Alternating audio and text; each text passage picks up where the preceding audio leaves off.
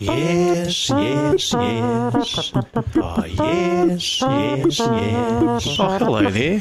It's Benny here again.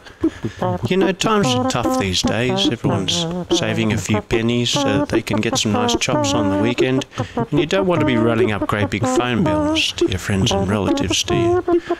So a lot of people are using email to stay in touch these days. It's free and it's very easy and instantaneous, and you can let your family and friends know all about your thoughts and your feelings and the things that happen to you during the day. But there are a few bad apples out there, people. There's a few bad apples online, and you do have to watch out, because I had quite a vigorous correspondence for a while there with some boys from the Islamic State, and gee, that caused a lot of fuss and confusion. It's still going on, actually, and it just goes to show you've got to have your wits about you when you're online. So if there's something that you're not quite sure of, maybe just pop into Mum and Dad and get one of them to have a look first. All right, everyone? Be safe, and I'll see you next week.